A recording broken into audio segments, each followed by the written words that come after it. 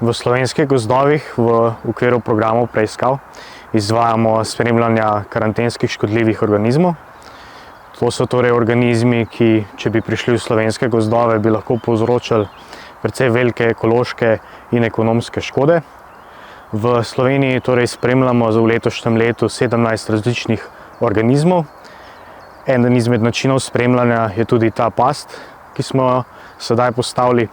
Torej, ta past je postavljena z namenom spremljanja jesenovega krasnika, torej Agrilus planipenis, ki je sicer vrsta, ki ni prisotna v slovenskih gozdovih, ampak izvajamo njeno spremljanje.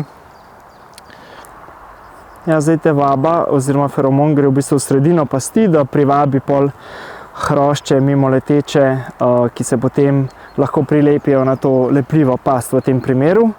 Je pa tudi zelene barve, zato ker je bilo ugotovljeno, da je nekako najbolj uspešna za privabljanje točno te vrste jesenovega krasnika.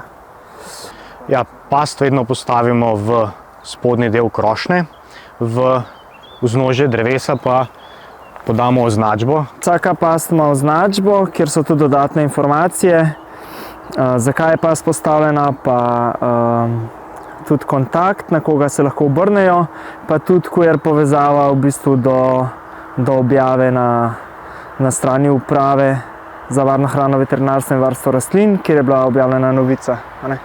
Tako da to pa kar tlele. Vas pa pozivamo, da če to past opazite na terenu, da se jo ne dotikate in jo pustite, da služi svojemu namenu, ker le tako ohranjamo skupaj gozdove zdrave in varne.